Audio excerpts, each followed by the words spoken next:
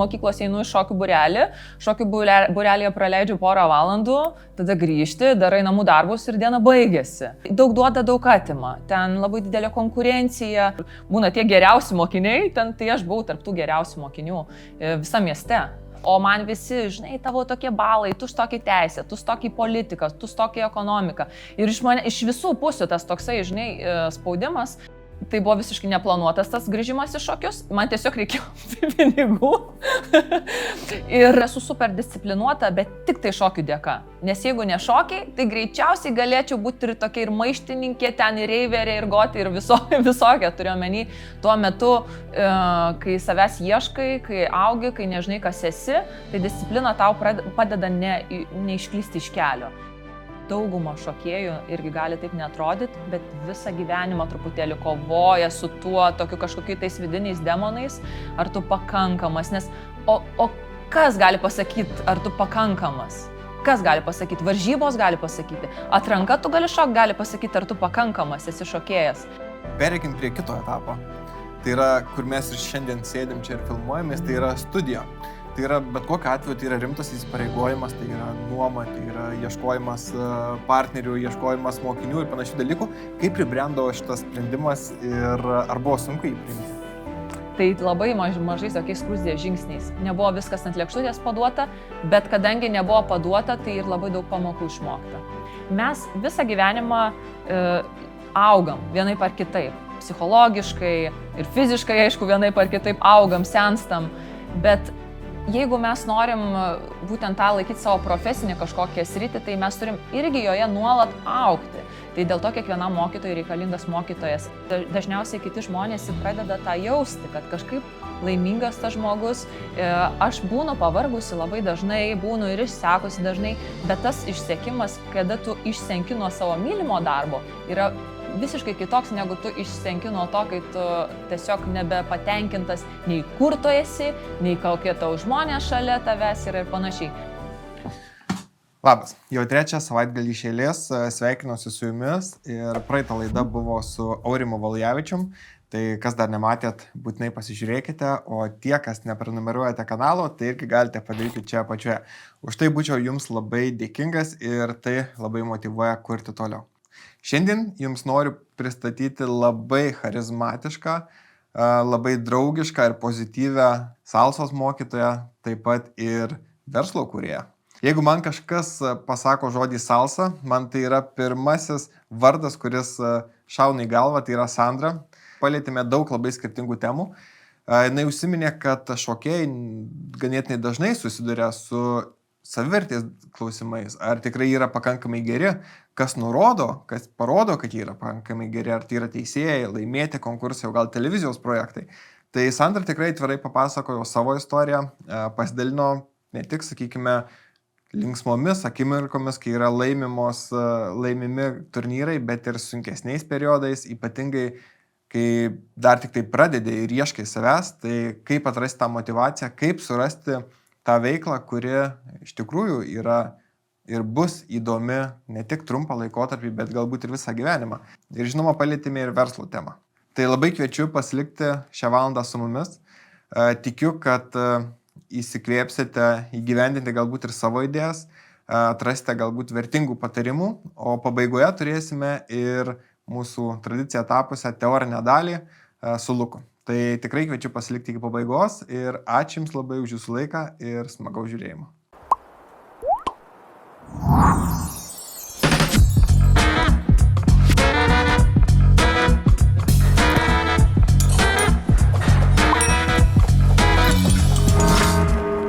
Sandra, aš tikrai labai noriu padėkoti, kad Jūs skiriat savo laiką, labai svetingai priėmėt su šypsena ir labai smagu pas Jūs, labai tokia smagi aura.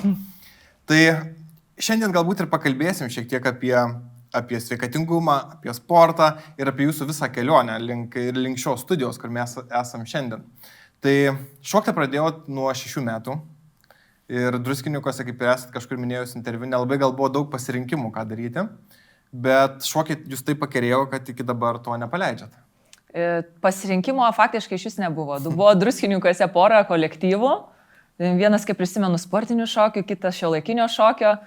Ir mano tėvai, matyt, šitoj vietoje labai daug prisidėjo prie mano šitos šokių kelionės, dėl to, kad jie matė, kad aš nuo mažens buvau pakankamai artistiškas vaikas, drąsus vaikas ir reikėjo kažkur tą drąstą ir tą, žodžiu, visą tą energiją mano kažkur padėti. Tai jie nusprendė, kad šokiai greičiausiai šitai mergaitai bus tinkamiausia veikla ir tiesiog aš atsidūriau sportinių šokių kolektyve. Aišku, kai augi su šokiu, tai tu dar per daug negalvoji, kad tai bus tai tikrai jau tavo. Aš nežinau, galbūt ir yra šokėjų, kurie jau žino, aš tai tiesiog mėgavausi, kaip sakant, laikiau tą šokių būrelį, keliavau, dalyvau varžybose ir viskas taip gavosi. Nors po mokyklos aš į šokius nenorėjau net žiūrėti. Tai ir buvau pasakiusi, kad daugiau nebešoksiu. Bet taip ir gavosi, kad po mokyklos jūs kaip ir išsiskyrėte su savo šokių partneriu ir kaip supratau, kad kai šoki profesionaliai, atrasti šokių partnerį nėra taip paprasta. Apskritai turbūt vyrų... Sudėtinga, tikrai sudėtinga, ypatingai Lietuvoje, bet gal, sakyčiau, didžiausia priežastis tai net buvo net ne šokių partneris. Didžiausia priežastis buvo tas begalinis nuovargis, kuris jau buvo susidėjęs per 12 metų tos nuolatinio šokimo ir, kaip aš sakau, vieni vaikai auga taip, jie eina ten į kiemą, spjaudo siemkas, žodžiu, žaidžia ten žaidimus, o mano daugiau mažiau ta dienotvarkė buvo tokia, aš po mokyklos einu į šokių būrelį praleidžiu porą valandų, tada grįžti, darai namų darbus ir diena baigėsi. Savaitgaliai tai būdavo visokie tai pasirodymai, tai varžybos ir tu taip tą laiką leidi greta savo draugų, kurie to nedaro, tu tam tikrą prasme jiems truputėlį pavydi, bet sakyčiau, gal net ir ne tai buvo pagrindinė priežastis, bet tiesiog pakankamai sportiniai šokiai yra pakankamai toks stilius, kuris iš tavęs daug duoda, daug atima. Ten labai didelė konkurencija, didelis spaudimas, pakankamai tuo metu griežti mokytojai, tokius, sakyčiau, sovietinio auklėjimo ir tu, kai visą laiką augi su tuo režimu, jau toksai būna, aš žinau, ne vieną pavyzdį, kur jau kai baigė mokyklą, sako, viskas, gana man tu šoki. Tai buvo ir man tai panašiai, nes aš išvažiavau iš Druskininkų ir aš galvojau, dabar tai pradėsiu gyventi, žinai, Aš pradėjau dėliotis kameras, ten jūs iš karto kalbate apie šviesą, apie garsą, labai taip įdomu, kad, atrodytų domitės toje dar papildomai srityje filmavimo. Tiesiog čia yra patirtis, nes kai jau įkūriau savo šokių studiją ir aišku, pradžioje tai buvo neaktualu, bet dabar mes gyvenam tokiais laikais. Tokią net istoriją papasakosiu. Žodžiu, važiavau aš į varžybas teisėjauti ir mes kažkaip tiesiog per traukelių metu užsikalbėjom su kitais komisijos nariais ir vienas buvo toksai geras, pakankamai geras, profesionalus gatvės šokių treneris iš Londono. Ir sako, žinai, bet sako, kaip dabar yra sunku mums treneriams, sakau, bet kodėl sunku? Seniau mes išeidom tiesiog ten į gatvę, pabetlindavom, viskas aišku, kuris geresnis, žinai, kurio kaip sakant, skiauterė aukštesnė. O dabar mūsų kietumas priklauso ne tik nuo to, kaip mes gerai vedam pamoką ir kaip mes gerai šokam, o nuo to, kaip mes gerai save pateikiam. Ir faktiškai gali būti labai geras treneris, gali būti labai geras šokėjas, bet jeigu neturi, žodžiu, savo formato, kaip save pateikti, tai labai realu, kad šiais laikais, kai socialinės medijos ima viršų, tai tiesiog neturės to savo auditorijos. Ir sako, man dabar, tikrai sunku, nes aš turiu ne tik sugalvoti choreografiją, turiu ne tik pamastyti, kaip perduoti visą tą medžiagą savo šokėjams, bet turiu pagalvoti, kur mes nusifilmuosim, kokią choreografiją padaryti, kad jinai gerai atrodytų kam kadre, kaip mano šokėjai apsirengs, kaip bus apšviesta ir dar investuoti į visą tai, nes realiai nuo to ir priklausys mano dalis vertės. Tai iš patirties tik viso šito žinios ir atėjo ir mes irgi lygiai su to pačiu dalyku studijoje susidūrėme. Juk kai atidarėme ją, tai tuo metu dar filmavome tik tai per mobiliuosius, ten pofilmuoji, įdedi, jėga į Facebooką svarbiausia įdėti. O dabar viskas, dabar žiūrėk, jau atvaro mano komandos žmonės, sako, bet kaip galėtume mes pagalvoti įdomiau su lempom šį kartą, kad būtų kažkaip šį sezoną gal reikėtų kažkokių pokyčių. Ir tada mes galvom, velnės rimtai, gal čia lempos dabar jau reikia naujas pirkti. Ta prasme, kiek atsiranda faktorių, apie kurios turi galvoti. Taip, bet aš netgi prieš mūsų filmavimą šiek tiek užsiminiau, kad atrodytų norisi visą laiką tos geresnės technikos, dar kažko. Taip. Bet realiai turbūt yra svarbiau žinutė ir tas turinys, nes va ir jūsų video nufilmuotas prieš 8 metus, taip, jeigu aš neklystu. Jūs pasidalinot, biudžetas buvo 300 litų tuo metu ir jisai, aš dabar pasižiūrėjau, jisai yra surinkęs 650 000 peržiūrų. Nežinau, tikrai kartais tu tiesiog pataikai tuo metu, tai aišku visiškai nėra tik tai sėkmės dalykas, tu turi, ta prasme, jeigu tu esi profesionalus, dirbi, stengiasi ir dar pataikai į kažkokią tą tendenciją, tai labai realu, kad va tada gaunasi tas toksai geras rezultatas. Bet, pavyzdžiui, tie patys socialiniai tinklai, kurį paminėjau, dabar yra labai svarbus ir kolega tą patį patvirtino, bet jums tai atrodytų labai natūraliai gaunasi. Aš kalbu vien jūsų, ką jūs darot, turinį kuriat ir plus dar jį darot profesionaliai, dar atskira, kai atvyksta komanda. Taip. Bet jums tai yra natūralu, ar taip reikėjo lipti per save kažkiek ir... Truputėlį, aš vis tik tai esu tos kartos, kur truputėlį reikėjo lipti per save. Man atrodo, dabar jaunai kartai vis tik tai natūraliau ir lengviau, o aš užaugusi, aš be technologijų tam tikrą prasme. Tai kai jos atsirado ir likščiol man kažkas ten iš mokinių sako, tai gal tau, Sandra, tik to, ko reiktų. Aš buvau įlindusi, buvau ir susikūrusi tą profilį, kažkuris gal ten merdi. Ir supratau, kad vis tik tai, o ne, Sandra, tai pirmas ženklas, kad tau jau sudėtinga, turiu omeny, kad būti tame natūraliai, jaustis natūraliai. Ne taip, kad, žinai, pritemptai ten kažką, va dabar aš turiu dėti, o iš tikrųjų jaustis, kad, va čia tokia mano terpė, kur čia galiu daryti visą kitą. Tai aišku, šiuo metu vis tiek aš daugiausia Facebookas, Instagramas mano dvi socialinės erdvės, kuriuose aš būnu, bet negaliu sakyti, jau įpratau pakankamai. Įpranti tiesiog, tu žinai, kad turi papaustinti, turi kažko pasidalinti. Tam tikrą prasme jau aš suprantu, kad mes treneriai tiesiog net negalim uždavinėti savo to klausimo, tu nori ar nenori. Tiesiog negalim, nes mes turim. Ir viskas. Kai neužduoji to klausimo, tai ir važiuoji. Mes šiek tiek peršokom nuo jūsų vaikystės apie šokus, kur minėjot ir paminėjot, kad pabaigus jau tą karjerą, galima sakyti, aš kalbu apie 12 klasę. Taip. Atrodytų, kad atsirado labai daug kažkokių, o dabar pagyvensiu, kaip paminėjot. Būnant vaiku, kas būdavo tokio sudėtingiausia? Ar būtent, kad draugai kažkur linksminas, tuo metu reikia dirbti, ar... Man buvo sudėtingiausia, gal ne draugai, nes mano draugai buvo labai palaikantis mane. Labai palaikantis ir labai kažkaip jie kaip tik visą laiką didžiavosi, kaip tai faina, tokia gera šokėja.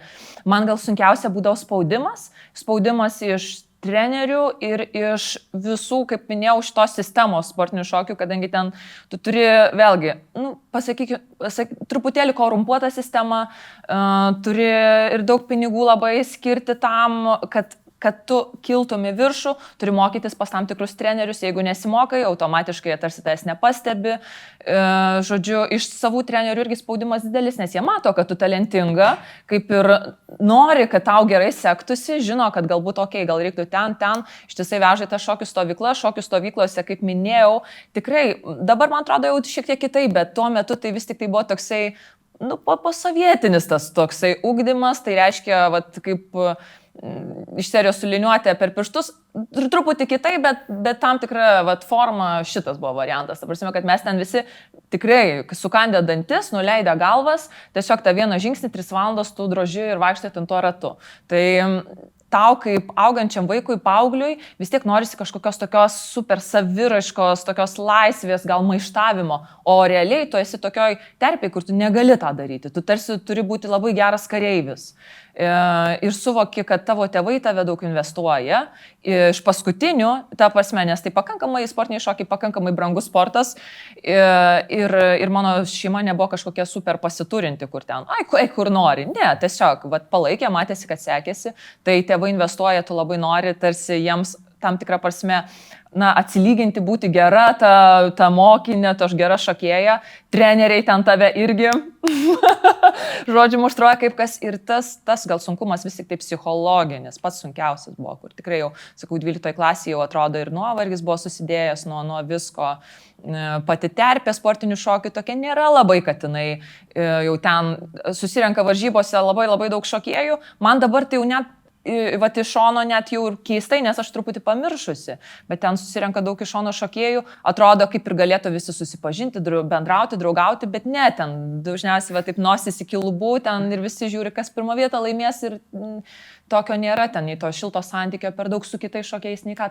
tai tu toksai, va, sakau, dirbi, nuvažiuoji varžybas, jeigu rezultatas prastas, gauni gerai pilos, vėl grįžti, vėl dirbi, va taip. O kas padėdavo galbūt išlaikyti va, tą motivaciją tų pačių treniruočių, va, kaip ir paminėjot, galbūt vienas dalykas toksai spaudimas, tėvai norisi, kad atsidėkoti jiem, bet turbūt to nepakakdavo. Kas dar? Man iš tikrųjų patikdavo šokti. Ir kai tau patinka šokti, tai aš ypač gerai jausdavosi iš tikrųjų scenoj. Tikrai, man būdavo, aš prisimenu, užlipu, druskiniukose, žinai, ten, kaip sako, kultūrnami kokiam ir aš žinau, kad jėga, šita scena man priklauso, man jinai patinka, aš gerai jaučiuosi joje, aš niekada tikrai nesužinau žmonių, kurie iš baimės ten albdavo prieš pasirodymus ir panašiai, aš kaip tik atsigaudau, man kaip tik visą tai labai suteikdavo daug energijos jėgų ir man atrodo, tai ir įkvėpdavo, aš supratau, kad greičiausiai čia ir yra ta mano vis tik ta rolė, tokia neteisingoje aš esu roliai. O tą visą, aišku, neigiamą dalį, teks jau sugerti, jeigu nori kilti tais karjeros laiptais. O kaip ir užsiminėt, kad tai ganėtinai toksai brangus sportas. Tie patys bateliai, kelionės, treniruotės, treneriai ir panašus dalykai. Kaip išgyventi sportinio šokio? Taip pasakysiu. Šitas sportas labai brangus, kol tu augi ir būtent čia jau, sakyčiau, didelę dalį turi padaryti tėvai vis tik tai. Ta prasme, nes iš kur pas tave vaiką nėra to kapšo pinigų. Tai va, o paskui jau kai tu pradedi treneriauti, tai visas ratas apsisuka. Nes kažkas jau, jeigu tu geras esi treneris, kažkas tau moka pakankamai daug pinigų, kad pas tave papultų ir, žodžiu, tada jau va tai va. Bet užaugti šitame sporte yra tikrai sunku ir aš sakyčiau, tai vis tik tai yra daugiau netgi pasiturinčių šeimų sportas. Ir sakau, mano tėvai, tai aš jiems esu be galo dėkinga, nes aš esu iš trivaikės šeimos. Tai supraskit, kad kiekvienam vaikui norėjosi skirti ir to dėmesio, ir finansų, ir panašiai. Ir kaip minėjau, mūsų šeima buvo tokia vidutinių pajamų šeima. Ir būdavo tikrai dėl kiekvienos stovyklos mes vos ne su tėvais jau taip ir kalbėdom, kad gal, žinai, nelabai jau galim tau leisti šitą stovyklą. Taip galvoju, bet iš paskutinių ten sukrapštydavo, sutaupydavo ir išleisdavo į tą šokių stovyklą. Tai čia yra, aš nežinau, sakau, medalis mano tėvams vis tik tai už tai, kiek jie paaukojo, nes jie paaukojo turbūt ir savo atostogas, ir savo, žinai, gražesnius kažkokius daiktus, tai va. Kaip paminėjot, po 12 klasės, kaip ir norėjot jau viską tarsi mesti, baigėt ir studijas ekonomikos srities. Taip. Ir turėjau darbą nuo 8 iki 5 ir tuo metu nederindavot šokius, po darbo iki 12 valandos ir taip toliau salėje būdavot, bet 25 metų nusprendėt, kad užtenka ir renkuosi šokius. Taip. Kaip įvyko šitas sprendimas, kaip tie šokiai vėl sugrįžo? Taip? Aišku, pirmas faktorius buvo tas, kad kai aš atvažiavau studijuoti, taip, aš jau buvau pasakiusi, kad ačiū, jau nebešoksiu, pavargau ir kad dirbsiu normalų darbą, būsiu normali, kaip visi normalūs žmonės, jo labiau, kad aš labai gerai baigiau mokyklą. Ta prasme, aš baigiau iš ten, kur būna tie geriausi mokiniai, tai aš buvau tarp tų geriausių mokinių visam mieste. Tai faktiškai aš galėjau bet kur stoti. Bet kur. Man, ta prasme, kur būčiau parašius, ten būčiau stojusi. Bet man tikrai buvo labai sudėtinga, nes aš buvau užaugusi su šokiais, aš tokia meniška, kūrybiška, o man visi, žinai, tavo tokie balai, tu stokį teisę, tu stokį politiką, tu stokį ekonomiką. Ir iš visų pusių tas toksai, žinai, spaudimas, kad ir mano tas studijų pasirinkimas buvo toksai, jūs tik atstokit nuo manęs, žinai, kad viskas, išvažiuoju į Vilnių, baikit mane spausti, nes tiesiog kažkaip buvo, sakau, gal visko per daug tą akimirką ir aš tiesiog negalėjau vis tik tai sąmoningai suvokti, ko aš iš tikrųjų noriu iš to gyvenimo. Nes aš buvau profesionali sportininkė šokėja, dabar lyg tais turi tapti kažkokia ten teisininkė ar kuo. Tai va, bet bairis buvo tas, kad kai pradėjau studijuoti, atsitiko kitas dalykas, kad reikia su draugais išeiti į miestą, reikia pinigų. Reikia gražiau apsirengti, nes vis tiek norisi, reikia pinigų. Ir tų pinigų, kaip minėjau, tai mano šeima buvo palaikanti, bet vėlgi tai buvo toks labai minimalus paketas - pavalgyti ir stogės virš galvos. O jeigu nori kažko daugiau, galvok, tai mano tas galvok ir buvo galvoj, nu ką čia sugalvoti. Ir kažkaip visai netikėtai universitete pamačiau, kad yra sportinių šokių kolektyvas. Ten ėjau irgi visiškai savanaudiškais tikslais, egoistiškais, dėl to, kad žinojau, kad tie, kurie kartais lanko ir tą šokių kolektyvą, truputėlį kartais paaukštintas stipendijas gauna, nes jie atstovauja universitetą, važinėja, galvoju, gerai, jau prisidėti. Ir aš prisimenu, nuėjau tą sportinių šokių kolektyvą, kažkaip mane iškart vadovė pastebėjo ir tai buvo jau, aš nežinau, man atrodo, porą mėnesių praėjo, kai manęs prašė, kad aš pavaduočiau kai kurias pamokas. Tai buvo visiškai neplanuotas tas grįžimas į šokius, man tiesiog reikėjo pinigų ir taip ir gaudavosi, aš žodžiu, tarsi noriu pabėgti nuo šokių, o tie šokiai paskui mane, žinai, už kapišoną atgal. Ir prisimenu, tai buvo gal irgi antras kursas, tada sugalvojau, kad, Sandra, dar tau reikia kažką papildomai. Žiūriu, kažkoks Lietuvos vaikų jaunimo centre, kaip pamenu, lygtais lyderystės būrelis, o aš tokia, šiaip aš nepieščia mergina, galvoju, su vaikais dirbti. Galvoju, gerai, man gal visai patiktų. Irgi nuėjau į tą Lietuvos vaikų jaunimo centrą, sakau, norėčiau šito darbo. Ir jo žiūri mano CV, ten aišku viskas aprašyta, sako, bet žinai, mums labai reikia šokių mokytojos ir labiau mums reikia negu to būrelio. Ir ką tu galvoji, aš vėl suprantu, tam vaikų jaunimo centre vedu to šokius. Ir tada buvo trečias jau toks galutinis taškas, kai aš jau baiginėjau bakalaurą ir man reikėjo atlikti praktiką. Ir atlikinėjau praktiką vienoje ten, super garsioje, didelėje Lietuvos įmonėje. Ir jie mane priėmė praktikos tik tai dėl to, kad, aš praktiką visiškai nesusijusi, nei su šokiais, nei su niekuo, bet priėmė iš esmės dėl to, kad irgi aš per pokalbį išsidaviau, kad esu šokėja ir jie sako, o gal mes galėtumėm taip, kad tu kaip ir praktikuojasi ir karts nuo karto mūsų darbuotojams dar pravedi šokių pamoką. Tai žodžiu, realiai aš su šitu dalyku ir vėl patekau į tą praktiką ir va taip gavosi, supranti, tarsi aš nuoširdžiai sakau, lygtais bandau atstumti, mane šokiai atsivėja, bandau atstumti, šokiai atsivėja. Ir galiausiai, aišku, viskas baigėsi tuo, kad tiesiog dirbdavau, kaip jau ir minėjai, nuo 8 iki 5 susiradau darbą universitete, dirbu ir tada vakare dar varau į kažkokią ar sporto klubą ar šokių studiją ir tada ten pamokos grįžti 11. Blogumas buvo tas, kad aš pakankamai esu atsakingas žmogus, nepakankamai labai atsakingas. Ir aš jau po kokių metų jausdavau, kad aš nei to gerai nepadarau. Ir man toks kirminas iš vidaus pradėjo graužti, darbe sėdžiu, galvoju apie choreografiją. Vakare šoku choreografijas, galvoju, kaip ten darbe kokių nesutvarkiau reikalų. Ir toksai, iš tikrųjų, po metų pasidariau ir tokia pikta, pasidariau tokia daugiau išvargusi, jau net kiti truputėlį pradėjo pastebėti, kad tokia irzli pasidarydavau. Ir tada aš jau buvau susipažinusi su dabartiniu savo vyru ir jis man sako, Sandra, dabar kertam drakonui galvą. Ir viskas, ir tada pasirinkau šokį, nes supratau, kad tiesiog, kai tu turi palyginti, dirbti nuo 8 iki 5, tarp kitko ten buvo irgi darbas, kur man visai patiko universitete su studentais, moksleiviais, bet vis tiek tu jauti, kad nueini vakare ir tau širdis dainuoja ir tada tu jauti, kad tarsi tu dirbi, bet nedirbi. Ir viskas tada paskui širdį. Tai kad ir kaip bandėt pabėgti nuo šokių, jie vis tiek pasivydavo. Tai aš tai sakau, tikrai, man atrodo, mano atveju tai kaip koks likimas, nežinau, nes aš tikrai nuoširdžiai jau sakiau viskas, norėjau uždarytas duris, bet man tiesiog nepavyko. Užsiminėt, kad mokykloje gerai mokėtės, bet šokiai irgi užėmė labai didelę dalį. Kaip galvojat, ar tie šokiai, ta disciplina ir davė tuos mokyklo rezultatus, ar čia tas jūsų charakteris, kur, kaip ir sakėte, esate labai atsakinga, tie mokslo pasiekimai, iš kur tokie geri?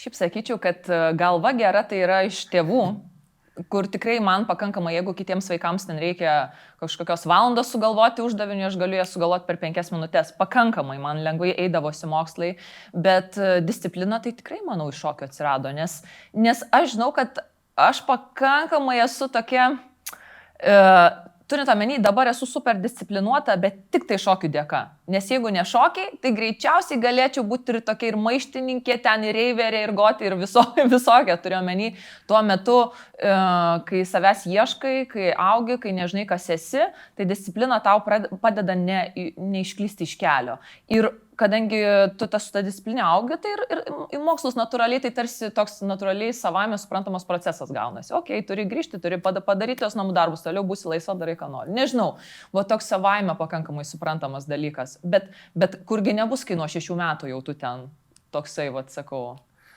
O dabar, pavyzdžiui, kai ir matot, jau ruošiat ir turite savo mokinius, ką duoda, pavyzdžiui, šokis, nes tai yra ir ritmika, ir dar visi dalykai, ir va, kaip ir paminėjau, disciplina, va taip žiūrite šalies ir kaip mato, kaip mokiniai keičiasi, va, ką realiai suteikia šokis?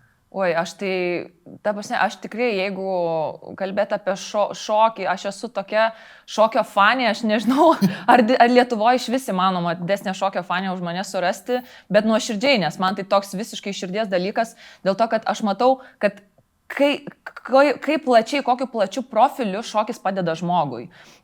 Aš jau nekalbu, ta prasme, apie tą fizinį tokį. Aišku, tai irgi fizinis parengimas, ten viskas, raumenis, visa kita, bet tai tuo pačiu ir apsaugo nuo visokių psichologinių bėdų, nes tu išleidi visą savo emociją, palieki ant parketo. Taip, tu išmoksti disciplinuotai, elementariai tiesiog gyventi, tą požiūrį tokį turėti, ar ne, kad išmoksti nenumesti. Vat, jeigu pradėjai choreografiją, tarsi turi pabaigti ją tą choreografiją, ar ne? Jeigu sieki tikslo, tai turi lygtais eiti link to tikslo. Plus šokis tai yra toks dalykas, kur, kaip aš sakau, dirba ir kūnas, ir galva, ir dar dirba dvasia, nes tu vis tik tai, sakau, kažkokio tą akimirką šokio, tai tu vis tik tai susilieji su kažkokia savo nežinoma pusė, tu kurios gal net nesi atradęs, bet šokio metu, va, tau jinai išlenda. O kas išlenda, ten visai būna, ir jautrus dalykai, ir kažkokie gal juokingi dalykai.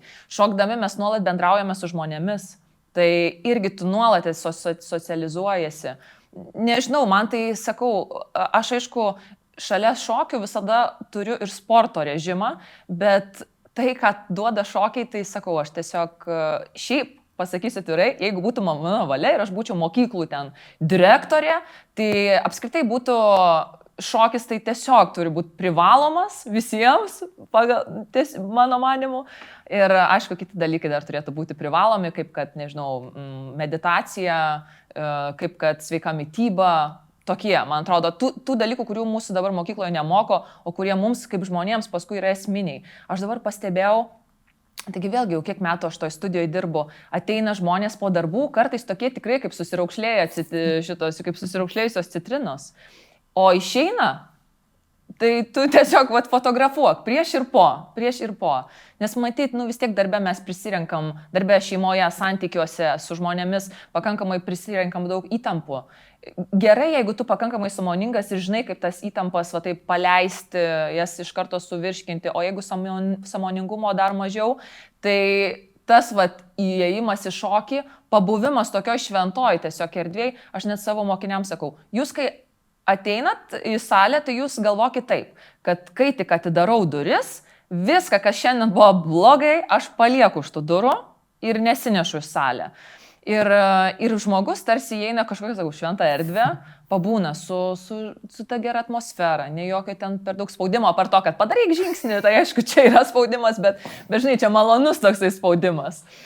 Tai va, pabūna su žmonėmis, su gera muzika ir aš tikrai matau, kad po valandos tai tiesiog kaip diena ir naktis jie išeina. Tai čia ir saugusiems, ir vaikams ta šokis, tiesiog, man atrodo, galima net tam tikrą prasme banaliai, bet kalbėti labai labai daug ir kiek tyrimų padaryta, iš tikrųjų medicininių, kad pavyzdžiui žmonės sergantis ir Parkinsono, Alzheimeriu, kad tas šokis labai padeda sumažinti simptomus. Tai čia ir kad smegenų veikla ten suaktyvėja, visos mūsų, žodžiu, ląstelės smegenų daug geriau dirba ir kaip čia išsilaiko. Tai va, tai čia, man atrodo, tiesiog net per mažai žodžių apibūdinti tam gėriui. O kad jūs degat tuo sportu, kaip sakėt, kad turbūt be galo tuo dometės, tai matosi iš jūsų žinių bagažo, bet ir labai įdomus faktas toksai, kad netgi ir besimokant salsą, jūs kaip ir pramoko šiek tiek ir ispanų kalbą, kurio ant tiek atrodytų giliai link to šokio. Neturėjau pasirinkimo.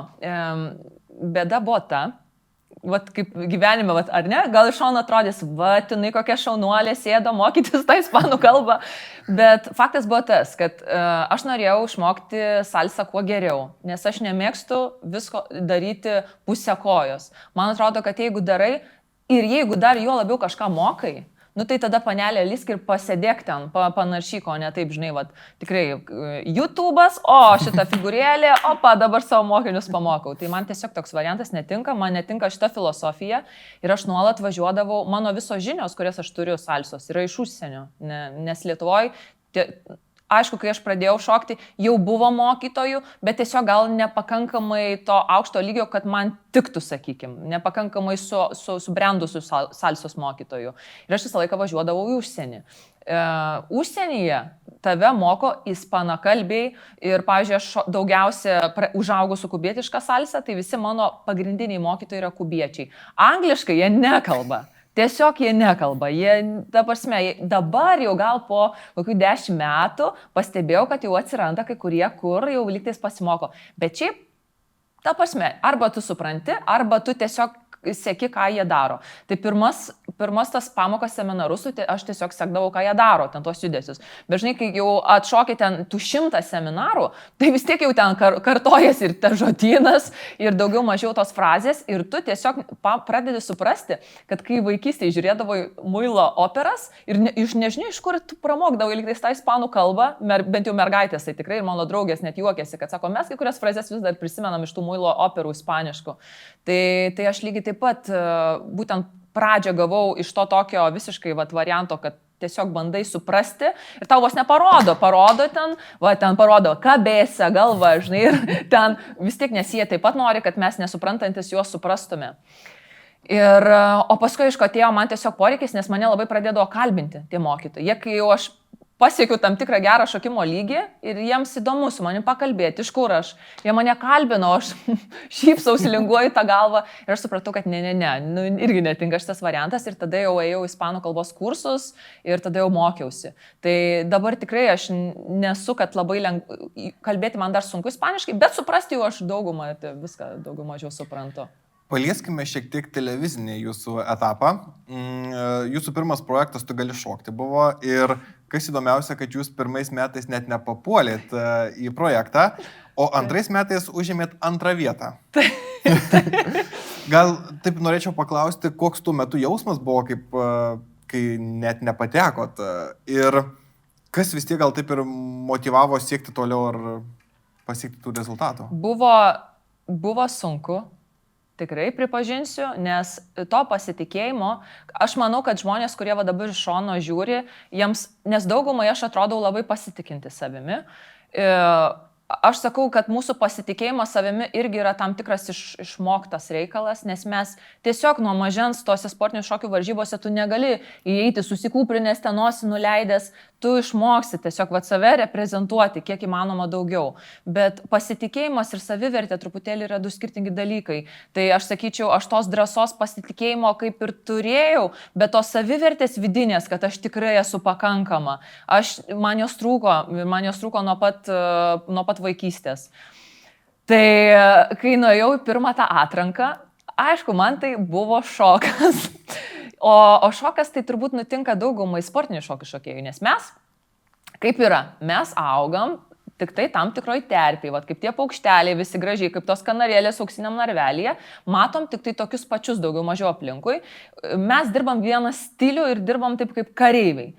O tas projektas Tu gali šokti buvo apie visus stilius. Ir ant kiek tu esi universalus, ant kiek tavo šokio išsilavinimas yra platus, kiek tu tas išmanus šokėsi. Ir aš atvykau labai, tam tikra prasme, tas mano pasitikėjimas buvo pakankamas. Aš galvoju, vis tiek jau aš šitos, man atrodo, kiek ten buvo praėję, bijau apgaut, gal 14 metų šokio jau, man atrodo, tada buvo. Galvoju, 14 metų ir varžybos, ir daug ko mačiusi, ir, aš galiu šokti. Ir aš atvaru į tą atranką. Ir aplink mane aš jau matau, nes aš kai iš Druskininkų apskritai, kai Vilnių patenki tarp šokėjų, jau tau šokas atsitinka. Nes žiūriu tose atrankose, ten ir gatviniai šokėjai geri, ir šiuolaikiniai šokėjai, kur tikrai matosi žmonės ta prasme, ir treniravosi daug, ir turi stiliaus pajautimą, o tu atvykai iš Druskininkų, kuriuose tik buvo apskritai 2 šokių kolektyvai, žinai, ir ta prasme, ir tu nori dabar dalyvauti tam projekte, kur tau reikės šokti visus stilius, nors tu net esi realiai to net neragavusi. Tai, sakykime, aš taip gražiai buvau nuleista ant žemės.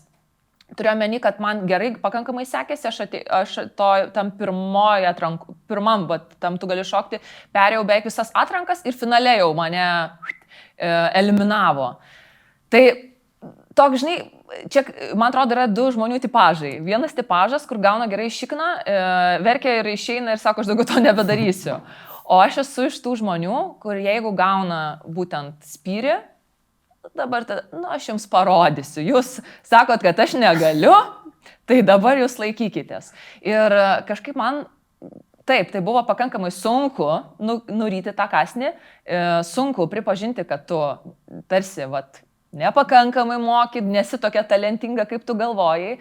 Ir tu, aišku, labai tą neskanų kasnį sukramtai, suvirškini, kad tai viskas gali išsiversti tik tai teigiamai. Ir aš iš tikrųjų po tos pirmos atrankos pradėjau kaip išprotėjusi viską šokti. Kaip išprotėjusi. Tai buvo toks mano lūžis, netgi sakyčiau, apskritai mano kaip šokėjos visoj karjeroje, visam gyvenime, nes pradėjau, tai ėjau ir gatvės šokius, ir ten kažkur šiuolaikinį, ir ten commercial. Tiesiog aš bandžiau ir ten prisimenu YouTube, jungiuosi, kopijuoju. Ir tai buvo visi metai faktiškai tokio savęs laužimo. Ir negaliu sakyti, kad aš būčiau išdrįsusi eiti į antrą atranką, nes kai man tas lūžis įvyko, aš daugiau dėl savęs norėjau savo įrodyti. Sandra, kad tu esi gera šokėja, tu gali, bet tai nebuvo mano tikslas, kad dabar nueisiu į teliką ir parodysiu, kaip jūs visi padarėt klaidą. Žinai, tiesiog prisimenu irgi tuo metu ir į baletą vaikščiau, ko niekada gyvenime buvau nedariusi. Ir tuo metu mano mokytojas buvo Jurijus Smoriginas. Ir jis taip žiūrėdavo į mane vieną akim, Sandra, bet tu gal nueik į tą atranką, čia jau antrojo tą atranką. Ir aš galvoju, Jurijus jau man tai pasakė, galvoju, gal pamastysiu. Ir iš tikrųjų buvo toksai, aš labai bijau tiesiog antrą kartą gauti tą pendelį. Galvoju, jeigu antrą kartą gausiu, tada gali jau biški per savivertę taip. Nežinau, ar suvirškinsiu, jau galvoju, toksai jau bus skausmingas, nes visus metus labai dirbau, žinai, jeigu būčiau nieko nedariusi, tai taip, bet visus metus dirbai ir su daug nuvarai ir vėl, ir tada galvočiau, tada. Bet, nuėjau ir tada man, aš prisimenu, kiti to projekto mokytojai ir sako, o ką tu veikiai tuos metus, nes sako, atrodai kaip naujas žmogus. Ir net prisimenu, man atrodo, Kęstutis Baranauskas irgi tuo metu buvo choreografas to projekto. Jis sako, žinai, Sandra, sako, bet gerai, kad tu pirmais metais iškritai. Nes sako, tu ir pirmais metais nebūtum taip toli su to turimu tu pasirengimu nuėjusio. Šiais metais tu kaip naujas žmogus ir tau gali labai gerai sektis. Bet kaip iš tikrųjų įdomu, kad atrodo tokia kaip ir nesėkmė, jinai užkūrė dar labiau, kaip ir paminėjot, kad pradėjot labai daug stilių mokintis, atrodo visiškai naujas etapas, kur atrodo toksai, kaip ir paminėjot, gali pasitraukti ir tarsi gal aš netinkamas. Taip. Kaip su tom abejonėm, pavyzdžiui, ar susidūrėt, arba kaip ir tas užvirė kraujas, kaip sakoma, norėjausi įrodyti? Susidūriau ir aš galvoju, gal mes daugumą šokėjų irgi gali taip neatrodyti, bet visą gyvenimą truputėlį kovoja su tuo tokiu kažkokiu tais vidiniais demonais, ar tu pakankamas, nes o kas gali pasakyti, ar tu pakankamas? Kas gali pasakyti? Varžybos gali pasakyti. Atranka tu gali gali pasakyti, ar tu pakankamas esi šokėjas. Tai iš esmės, tai čia yra tavo vidiniai reikalai. Tai yra tavo vidinis suvokimas, kad savo pasakyti, aš esu pakankamas. Ir aišku, tai nereiškia, kad aš dabar užtat atsigulsiu ant sofkelės ir sugraušiu, žinai, kruasanėlį. Bet aš esu pakankamas, nes aš labai daug laiko skiriu gilinimui žinių, nuolat tobulinuosi ir šiai akimirkai padarau viską, kas mane daro geresniu. Tai visų pirma, vien dėl to aš esu pakankamas. Tai nežinau, šitą užsispyrimo savybę irgi turiu aš ją nuo pat mažens ir pastebėjau, kad kai jau augau irgi sportinių šokių kolektyve Druskininkuose, mano daug draugų buvo, kur važiuoja varžybas ir irgi nepasiseka, nuvažiuoja kitas, vėl nepasiseka ir meta šokius. Ir tikrai daug būdavo. Taip tarsi, matyt, neturiu talento, neturiu. Pas mane kažkaip, nežinau, gal ir tėvai matyt taip ugdė, kad nenuleisk rankų. Žodžiu, maždaug laikykis. Ir šią akimirką, kai jau esu pati mokytoja, tai galiu pasakyti, kad iš tikrųjų šokis tai yra tikrai 80 vis tik tai procentų darbo. 80% darbo ir 20% talento. Tas 20% tai padeda. Kiek ten tu turi Dievo duotą. Ypač padeda talentas, kada jau tau reikia būti, tarkim, kūrėjų, kažkokiu choreografu. Jeigu neturi talento, tai jau ten... Ir tai, jeigu tu juodai dirbi ir, pavyzdžiui, lyg ir neturi choreografinio talento, bet ištisai stebi visokius pasirodymus, analizuoji, kaip kas juda, kokius judesius daro, mokaisi ir tai viskas yra manoma. Čia visų pirma, sakau, darbas. Tai, nežinau, užsispyrimo dėka kažkaip išsilaikiau. Ir tas užsispyrimas, kažkoks jis matyti iš vaikystės gal ir atėjęs, nežinau. Kalbant apie tos pačius televizijos projektus, esate tiek vienoje barikado pusėje buvus, tiek ir jūsų ruošiate kaip choreografė, kaip mokytoja. Taip. Kaip galit palyginti tuos esančius iššūkius toks skirtingose pusėse? Labai dvi skirtingos patirtis. Sakyčiau, gal tokia smagesnė patirtis tai buvo, kai pati dalyvauji, nes tada pati kiekviena kūno ląstelė išgyveni visos tas kalną emocijų. Toks, sakyčiau, net neįkainoma šitą yra patirtis. Ir jinai pakankamai ir sudėtinga, nes ten šokių projektas, pavyzdžiui, kai tu pati dalyvauji, tai tu ateina pirmadienis, tu ten vėlgi, mes negalėdavom nutraukti savo šokių veiklos, turėjome šokių darbo, nes mes iš to gyvendavom. Iš tų šokių projektų, kai kuriuose mes gaudavom pinigų, kai kuriuose visiškai negaudavom ir realiai tai toks buvo pusiau savanoriavimo principas ten. Ir faktas, kad tu atidirbi, tarkim, savo treniruotės, dienos metu tu ruošiesi, pavyzdžiui, viena arba su partneriu kažkokiam šokių projekte, atvedi savo treniruotės ir tada lieki naktį, nes tau, pavyzdžiui, realiai per 5 dienas reikia paruošti naują choreografiją. Tarkim, jeigu tai buvo, tu gali šokti projektas, mes ten turėdom net po 1, po 2 stilius, kuriuos turėdom išmokti per savaitę. Tai jeigu aš gaunu, žinai, gatvės šokį, kurio aš kaip ir jau ten kažką paragavus buvau tam antram sezonui, bet vis tiek nepakankamai. Ir tu bandai ten visą dieną, žodžiu, save muštruoti, arba šiuolaikinį šokį vėlgi. Tai labai daug atima fizinių jėgų. Aišku, kol jaunas, tai būtent tą ir gali daryti, bet... Sakau, visą dieną dirbi, tada vakare pradedi savo pamokas ir tada dar lieki vakare ir realiai užmigdavom, tai nemeluosiu tikrai kokią 1-2 nakties ir keldavomės vėl 8 ryto ir vėl viską. Ir taip, kiek tie tęsdavosi projektai, 2 mėnesiai, kai kurie mažiau, kai kurie daugiau. Jau po projektų tai visokie lyzdavo velniai, turėjomeni ir traumos, ir nuovargiai, ir visa kita. Bet kita vertus ta patirtis, kaip minėjot, būti tame kadre, tai yra neįkainojama.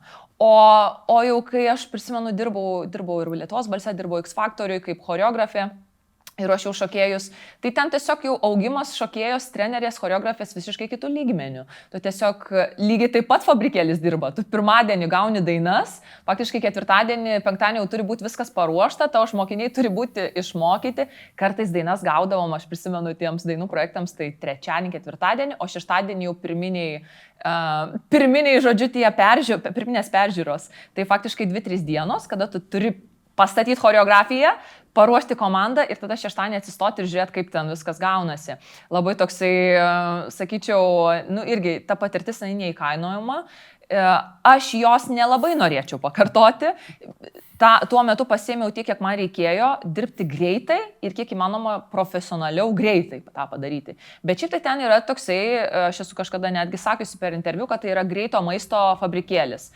Žmonėms, kurie žiūri, tai jiems svarbu, bet jiems svarbu daug asmeninių faktorių, koks žmogus, kaip jis atrodo, kas kokį komentarą pasako, o ten jau ta pati choreografija, tai žmogui toks, sakau, tai jam svarbu duok kaip tą cheeseburgerį iš McDonald'o. Suvalgys, numes, žodžiu, kad greitai viskas būtų nesvarbu. Kai tu imi tą patirtį, tau smagu, bet kai joje pabūni per ilgai, tu supranti, kad ir tas per ilgai iš tavęs kažką atima, nes tu pradedi viską daryti kažkaip prabėgom. Tu žinai, kad greitai gerai nepadarysi, bet bent jau maždaug turi gerai padaryti. O mes kaip kūrėjai, tai irgi pakankamai jautrus žmonės ir gilų žmonės ir mes mėgstam paieškoti. Jeigu statom kažkokį pasirodymą, išieškoti tos dainos, išklausyti, pamedituoti, pakeisti. Ten tu televizijoje neturi tiesiog tam laiko. Tai vėlgi labai neįkainojama patirtis, esu labai už ją dėkinga nuoširdžiai, bet ar norėčiau tai sugrįžti, tai ne. Nes kaip ir netgi buvo toksai jūsų interviu, gal tuo metu irgi emocijų ir taip toliau, kad netgi šiek tiek ir pykdavo ant to, kad per tas 2 dienas ir reikia pykdavo. Paruošti. Aš tiesiog, man iš vis, man tiesiog atrodydavo, kad produceriai tiesiog labai atsainiai žiūri mūsų šokėjus, choreografus. Nu jo, jūs padarysit. Taip, mes padarom, bet tada mes gauname šokantis medžiai, suprantat? Mūsų tos choreografijos į dešinę, į kairę ten kažką pamojuoti. Ta prasme, tai yra tokio primityvumo lygio, kur man, kai aš, tarkim, jau atšokusi buvau, nesvarbu, 15-16 metų, man toks vaizdas, kad sugrįžk į darželį ir, žinai, va dabar fonė, tiesiog jūs mus aprengsit, o mes paplosim. Man, aš žinau, kad kai mes šokdavom televizijoje, tarkim, būtent tuose dainų projektuose, aš žinau, kad kai kurie mano draugai šokėjai, jie tam tikrą prasme juokiasi iš tų patansovčikų, yra toks tas terminas. Dėl to, kad visi žino, kad patansovčikai tai va bilė, pastovėt, bilė apsisukti, pašok, paplot, bet tos kokybės nebeišlaiko. Ir profesionalų šokėjai, nu taip žiūri, jau taip... Va tai va. Ir tada tu toksai plėšaisi, kaip ir tau patinka būtent scenos, patinka televizija, bet tu nori ir susikalbą rasti su ta profesionalia bendruomenė šokio. Ir dėl to pyktis būdavo ant prodiuserių, nes galvodavau, nu tai nejaugi negalima. Taip, aš suprantu, kad mes turim tik savaitę, bet ar būtent tada tą dainą duoti trečiadienio vakare, ar negalime mes jau pirmadienį ryte, gal mes sekmadienį jau mes galėtumėm žinoti kitos savaitės dainas, kažkaip taip susidėlioti. O ten iš vis nekalbėsiu, ateini, rūbai ten per dideli, tau susisegi su segtukais, nusikerpi ten, kas nepatinka, netinka, nu ten viską ant savęs gaminiesi, pats bandai kažkaip padaryti, kad tu bent jau normaliai atrodytum tam ekrane ir tada, nu aišku, jau paskui sako, va, šaunuoliai, čia labai viskas gerai, bet tai man visada norėdavosi, kad tą šokį tiesiog truputėlį labiau vertintų ir žiūrėtų, kad galima padaryti labai kokybišką produktą ir per 7 dienas, bet turim tada visi pasistengti. Ne tik mes čia šokėjai iš paskutinių. Gal toksai šiaip komentaras, gal net nedėsiu, bet tai irgi padaro tokį, atrodytų neįmanoma, jeigu, tarkime, jums pasakytų per 2 dienas paruoš šokį, atrodytų neįmanoma, bet kaip pastato į tą poziciją reikia padaryti, irgi perlipi per save ir irgi turbūt tokių duoda supratimą, kad jeigu aš sugebėjau per 2 dienas šokį paruošti, jeigu aš dabar turėsiu ten mėnesį kažkokiam savo projektui, tai bus, gali rezultatą daug kartų didesnį padaryti. Taip, čia toksai, kaip sakau, studentiškas mokslas, nes studentavimo laikais jau mes tą puikiai išmokom, kad per 2 dienas įmanoma pasiruošti egzaminui. Tai lygiai taip pat ir šokyje tikrai šitą patirtis išmoko, kad tu gali greitai, jeigu nori, surauki užpakalį ir gali padaryti, o jeigu turi ilgą laiką, tai gali padaryti netgi labai gerai. Pereikim prie kito etapo. Tai yra, kur mes ir šiandien sėdim čia ir filmuojamės, tai yra studija. Tai yra, bet kokiu atveju, tai yra rimtas įsipareigojimas, tai yra nuoma, tai yra ieškojimas partnerių, ieškojimas mokinių ir panašių dalykų. Kaip pribrendo šitas sprendimas ir ar buvo sunku jį priimti?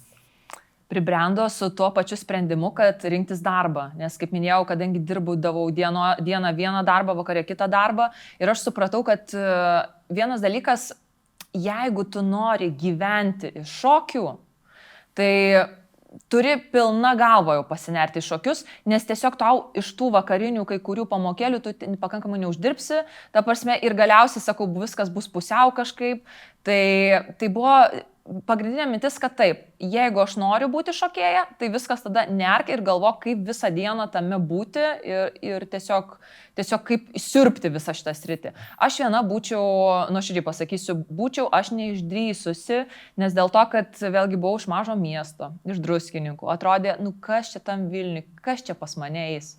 Nei aš tuo metu, kai atidarėm studiją, aš dar net projektuose nedalyvavau, tik tai atidarėm ir buvau kaip tik iškritus iš tos pirmos atrankos, kaip sakant, nuleista nosis ir kaip tik ant to meto atidarėm savo šokių studiją. Aišku, man tai buvo puikiai terpė, nes aš turėjau savo šokio erdvę ir treniruotis, bet noriu pasakyti, kad pasitikėjimo šiek tiek trūko, nes atrodė, kad tiesiog pas mane niekas neis. Bet aš iš tikrųjų sutikau truputį anksčiau nuostabų žmogų, savo dabartinį vyrą, kuris kažkaip man atrodo, kad jis visada mane matė daugiau negu aš savyje. Man taip atrodė ir visą laiką pasitas buvo Sandra, taigi tu viską turi, ta prasme, tu tik tai daryk.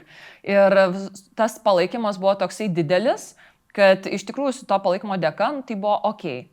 viskas, noriu bandyti ir gyventi šokiu, ką darom? Studija, reikėtų studijos, nes vis tiek tai, sakau, aišku, tu gali lakstyti per 5 studijas, kaip mūsų medikai per 5 klinikas, žinai, kad normaliai uždirbti, bet, sakykime, supratau, kad galbūt reikėtų pabandyti savo turėti, aišku, variantas buvo tiesiog kažkur išsinuomoti salėje tam tikrus laikus, bet taip jau gavosi, kad kai svarstėm skirtingas opcijas, kad bandėm surasti ir kažkokias patalpas, kurios galbūt tiktų šokių studijai. Ir visai ten toksai, žodžiu, ganėtinai greitai ir netaip jau planuotai mes įėjom iš tas patalpas, jos tarp kitko buvo baisios. Jos buvo ten, apie dulkes nekalbu, kad centimetras sluoksnis, bet tai buvo gamyklinės patalpos, ten viskas, aš nežinau, kaip net parodyčiau nuotraukas, bet tai tikrai baisiai atrodė.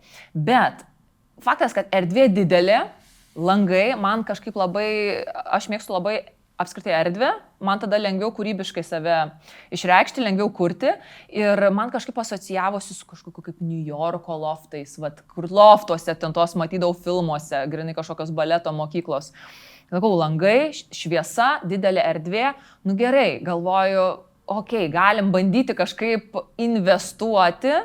Aišku, mes šitas patalpas nuomojamės, bet dėka irgi tų pačių nuomotojų ten tiesiog pavyko šiek tiek atnaujinti, ten langus sudėti ir tada faktas, kas pagrindė svarbiausia, kad būtų parketas ir būtų veidrodžiai. Taip, kainavo visą tai, faktas, ir investicija tikrai buvo nemaža, bet kadangi buvo labai tas tikslas rimtas ir užsibrėžimas, tai nebuvo taip, kad pabandysiu, gal nepatiks, aš numesiu.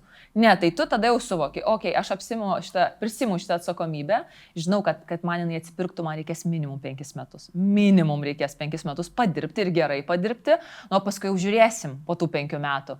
Tai va, tai taip gavosi, taip kaip gavosi, o dabar aš jau pasakysiu, kadangi šita salė yra jau kaip kažkoks kaip kūdikis. Tiesiog tu užaugai, su jie labai daug išmokai, daug dalykų verslo, kurių tu tik tai ten teoriškai buvau, ten savo ekonomikos moksluose gavusi, o čia viską paragavai savo kailiu ir tam tikrą prasme jau nebesinori taip paleisti. Vat buvo pandemija, kur jau galvojau šakės, tikrai, nes čia žmonės rinktis nebegali, o salę mes turim išlaikyti, nuomą mes turim mokėti, mums niekas neleidžia uždaryti. Tai galvojau, kad tikrai nebeištemsim ir buvo jau labai daug pasvarstymų, kad greičiausiai gali tekti su ta salė ir atsisveikinti.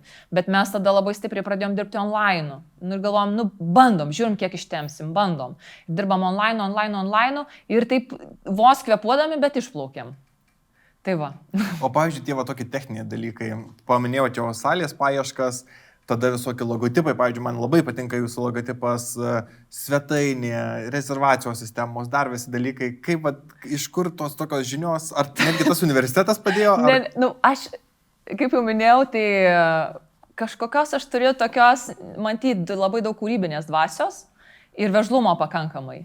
Tai ir dar, kadangi turėjau partnerį, savo vaikiną, tuo metu buvo tik vaikinas, bet dabar sakau ir vyras, bet jis buvo, kadangi labai toks super supporteris, palaikytojas, tai mes kažkaip tai bendrom pajėgom buvo labai viskas paprastai. Mano vyras sako, aš tau padėsiu viską pakuruoti statybų, visus klausimus, nes faktas, man šiek tiek sunku su šitais tokiais ūkiškais gal labai reikalais. O aš tada kuruoju visą marketingą, visus, kaip jau minėjot, logotipą, svetainę, visą kitą. Tai pati pradžia buvo super juokinga. Finansų mes vos ten sukrapštėm tai salį sutvarkyti. Ir tikrai nebuvo kalbos, kad tiek tų pinigų, kad pasamdo mums sukuria svetainę, kad pasamdo mums. Buvo labai paprastai. Logotipą atsisėdau per, kaip dabar man atrodo, prisimenu, Paint tą programėlę. Aš tiesiog ne šitą, nes buvo prieš tai kitas logotipas. Tiesiog nupiešiau tą logotipą. Tiesiog jis toksai buvo, iš tikrųjų, juokingas, vaikiškas, bet nupiešiau ir jis buvo tas logotipas gal 5 metus pas mus. Svetainę aš sukūriau irgi per WordPress. Man atrodo, tiesiog nusipirkau ten, koks planas buvo geresnis, tiesiog pati viską menedžinau, viską dėjau, kiek tai įmanoma. Ir žodžiu, ta prasme, realiai visi šitie dalykai buvo pačioj pradžioje daromi be specialistų, bet tik tai dėl to, kad jau mes neturėjom iš kur. Mes viskas, čia buvo sudėta į parketą, į kolonėlės, į aparatūrą, o daugiau nebeliko tiesiog kam. Tai kažkaip, aš nežinau, turbūt didžiausias pagalbininkas buvo, kad kaip tik mes atsidarėm studiją ir po metų aš patekau į televiziją, tu gali šokti projektą. Ir aš prisimenu labai kaip diena ir naktis tai buvo. Vedžiau pamokas, man atrodo, gegužės birželio mėnesį čia studijoje ir tuo metu kaip tik vyko tas projektas, tu gali šokti. Ir pas mane tai buvo pirmos ten tos grupės, sakykim, ir šokdavo ten po 7 mokiniai, 10 mokinių, bet taip jau maždaug maksimumas, gal pati ta pradžia tokia buvo. Ir tada aš sudalyvauju tam šokių projekte ir kaip dabar prisimenu, ateinu rugsėjį į tą pačią šokių studiją, aišku, kaip sakant, ir žiūriu, kad žmonės, jie šitoj salėje ne tai, kad netelpa, jie koridorių eilė ilgiausia.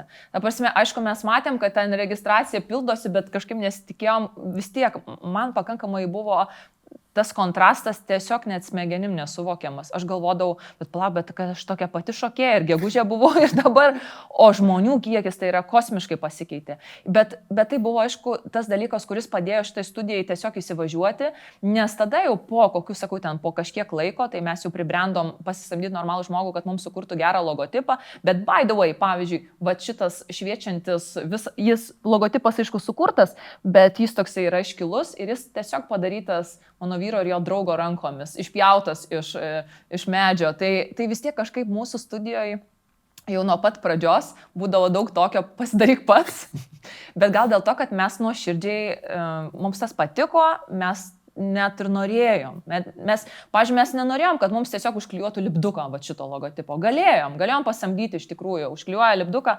nenusakom, kaip dar daugiau dvasios, kad būtų iškilus dar ir va taip kažkaip, sakau, tiesiog. Plus šokių verslas tai nėra tas verslas, kaip daugam gal gali atrodyti, už kurio vis tik tai krenta tie lengvi pinigai. Pinigai yra pakankamai sunkus ir tu dažnai, pavyzdžiui, man asmeniškai norisi kartais daugiau investuoti, kad čia kuo geriau jaustųsi, kad ten ventiliacija, kad būtų.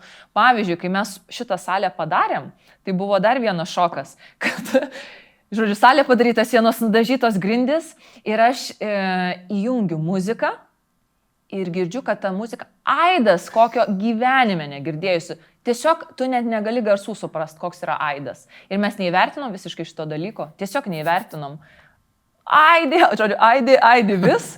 Ir tai ką, reikėjo suktis iš padėties, taip atsirado užuolaidos vilnonės, kad sugertų garsą ir galiausiai atsirado ir plokštės viršuje, kad irgi sugertų ir dabar akustika tikrai yra puiki, bet tai vėlgi kokia patirtis, tu per nežinojimą kažkaip tai viską mokėsi, svetainę irgi paskui jau, kai jau pribrendom, tai pasikeitėm į normalią svetainę, bet tai labai mažais tokiais skruzdės žingsniais. Nebuvo viskas ant lėkštutės paduota, bet kadangi nebuvo paduota, tai ir labai daug pamokų išmokta. O tikiu, kad menininkai ypatingai nesinori kalbėti apie pinigus, bet tą pirminį biudžetą atsimena, kiek maždaug tokio reikėjo, tokio pirminio biudžeto, kad galėtumėt startuoti? Dabar galvoju, bijau apgauti. Tuo metugi dar litais buvo. Tuo metu dar buvo litais. Žinokit, labai sunku, bet turbūt apie, ten 10 000 buvo. 10 000 tai tikrai nepamenu, bet nuoširdžiai nepamenu, nežinau, bet 10 000. Man atrodo, kad 30-40 000 galėjo būti. Jo. Bet tai ir dėl to sakau ir buvo, kad per 5 metus reikės išsimokėti visą tą reikalą. Tai va. Grįžtam dar šiek tiek prie šokių. Čia galbūt yra toksai žanras, aš tiesiog nesu specialistas šioje vietoje, bet socialiniai šokiai. Ir salsa būtent patenka į socialinius šokius. Ir kaip ir paminėjau, daug verčių, ką duoda šokiai, bet labiau iš tokios techninės pusės minėjau, bet va iš tos bendruomenės pusės.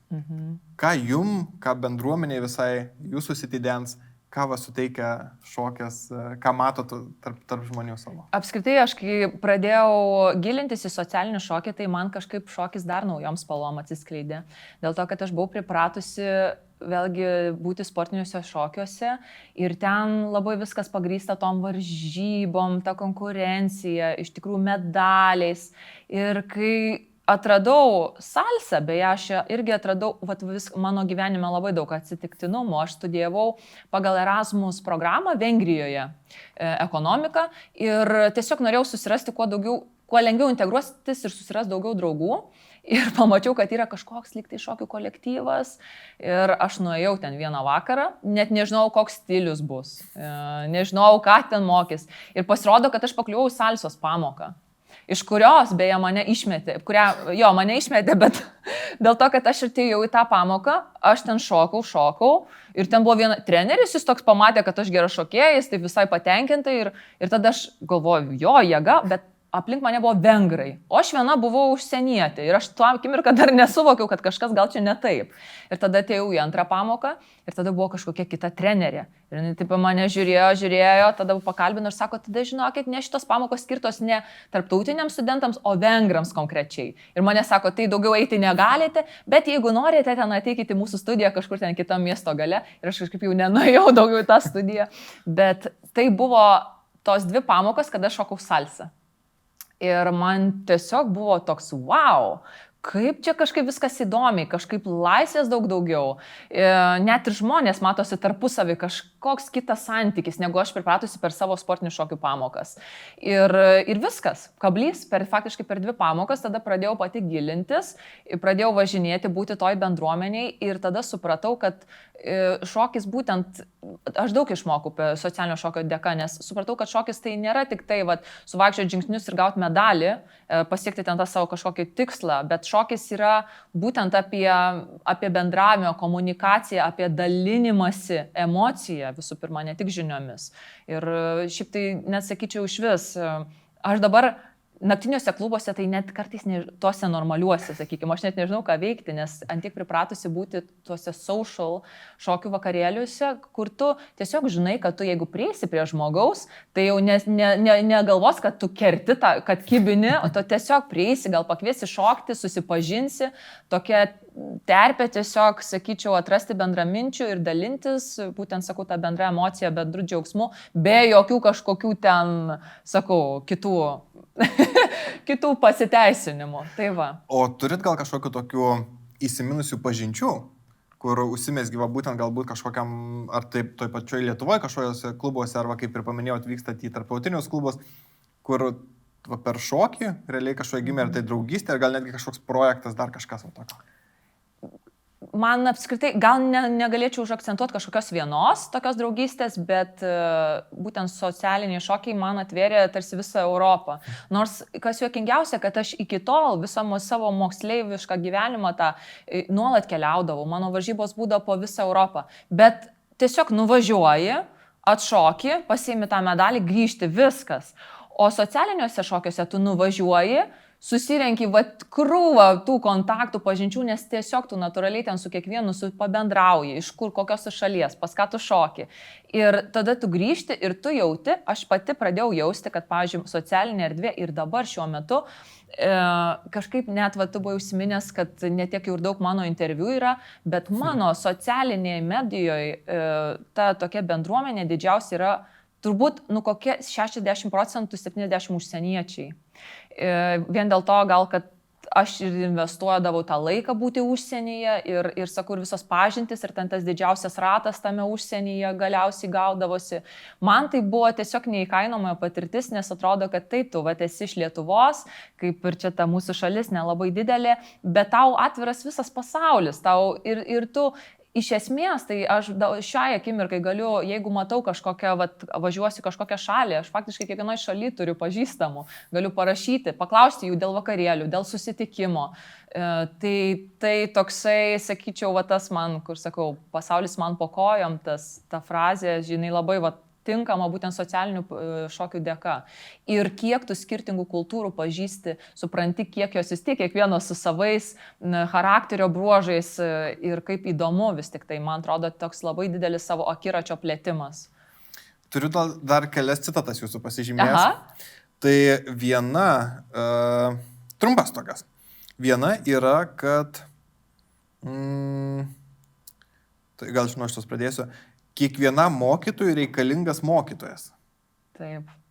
Čia aš nuolat šitą kartoju frazę. Kiekvienam mokytojui tikrai reikalingas mokytojas, nes aš susidūriau būtent socialiniuose šiaip šokiuose su tokiu keistu reiškiniu. Aš kadangi vis tiek esu profesionaliu šokėja augusi nuo pat mažumės su šokiais, Bet socialiniuose šokiuose susidūriau su dviem tipažais mokytojų. Vienas tipažas, kur yra profesionalų šokėjai, bet jie, tarkim, sportinių šokių šokėjai, profesionalus, ir jie va tie, kur YouTube pasižiūri, nes jie galvoja, kad jie moka. Aš ir po teisybei tam tikrą prasme, kai baigiau savo tą sportinių šokių karjerą, galvojau, kad aš moku šoktą salsą. Nes mus ten pamoko tų pagrindinių žingsnių, tai va, čia tas toksai šokis, kaip ir primityvus pakankamai, ir dauguma profesionalių sportinių šokių mokytojų moko salsą, nors patys jos visiškai nemoka. Ir kitas tipažas, kad socialiniuose šokiuose irgi labai daug mokytojų, kurie visiškai neturi backgroundo to šokių, kurie ten pašoka 3-4 metus, bet labai neretai tie tikrai, jeigu tokie sąžiningi žmonės labai gilinasi, stengiasi, dalyvauja, jiems kaip ir trūksta tų visų žinių, bet labai daug noro gilintis. Ir aš tada supratau tokį dalyką, kad juokinga, bet dažniausiai tie, kurie neturi backgroundo, bet gilinasi į tą stilių, mokosi, ta prasme, akivaizdžiai duoda į kaulus tiems, kurie visaip kaip tie, kurie su visų backgroundu, su kūno parengimu ir panašiai. Tai aš pagalvojau, kad kažkodėl pamiršta, apskritai, čia dabar kalbame apie šokėjus, bet turbūt ir kitose srityse galim tą pritaikyti, pamiršta, kad mes visą gyvenimą augam vienaip ar kitaip. Psichologiškai ir fiziškai, aišku, vienaip ar kitaip augam, senstam, bet jeigu mes norim būtent tą laikyti savo profesinį kažkokią sritį, tai mes turim irgi joje nuolat augti. Tai dėl to kiekvienam mokytojui reikalingas mokytojas. Aš žinau, kad aš daug žinau, bet mano mokytojai dar man visada parodo, ko aš vis tik tai nežinau. Ir aš kažkaip iš vis savo šiaip mokytojams, bet ypatingai salsos tam pasaulyje, labai esu be galo dėkinga, nes atrodo, kad jie visą laiką ir paskatina, ir sakau, ir parodo, kad palauk, gal dar truputį, dar vis tiek yra, ko tu nežinai, dar neries tos nosies. Ir tada tu supranti, tu grįžti įsikvėpusi, man asmeniškai labai svarbu gyvenime augti, aš kai pajuntu, kad nebeaugau, aš esu nelaiminga. Man tiesiog jau toksai, gerai, tai ką dabar, tai ir bus visą laiką, man reikia nuolat kažkur, kad mane tiesiog ta srovė neštų į viršų, aišku. Tai jeigu aš pajaučiu, kad ta srovė jau viskas, jinai per maža ir man neturi ko duoti, tai tada aš keičiu turiu omeny kažkokį ten sritį, šokio stilių, dar kažką gilinuosi kitur, kad tik tai gaučiau kiek įmanoma daugiau tokio į save šaltinio, sakykime, gyvybinio. Tai tikrai kiekvienam mokytojui reikalingas mokytojas. Ir antra, kurią esu pasižymėjęs, tai sportas turi tapti gyvenimo būdu, tik tada jis duos norimų rezultatų. Taip, čia net apie tai iš vis, man atrodo, nereikėtų svarstyti, kai pradedi sportuoti. Aš pastebėjau, aš turiu ir gan daug draugių, įsivėlusi tas pinklės tokias, va dabar tai sportuosiu, va dabar tai numesiu svorio, va dabar tai ir ten tada pusmetį, varo, paik, tada motivacija dingsta, bam, vėl ten, žodžiu, vėl tie visi rezultatai šunijo nuo degos. Į sportą iš vis nereikia žiūrėti kaip į kažkokį tikslų rezultatų maratoną. Į sportą reikia žiūrėti į tai kaip savo, mūsų tas toksai bazinis kaip žmogaus poreikis yra atsidėkoti savo kūnui, nes mes gimėme savo kūne, būtent sielą kūne. Tai mūsų kūnas nėra šiaip sau, bet davė tai, ką noriu su juo darau, rūkau, ten nieko neveikiu ir, turiu omeny, išeikvoju save anksčiau laiko, nedėkoju tam savo kūnui, kad galiu jo dėka vaikščioti, kvėpuoti, ten jausti. Tai atsidėkojimas tam savo baziniui poreikiui, tai visų pirma, tai ir turi būti sportas.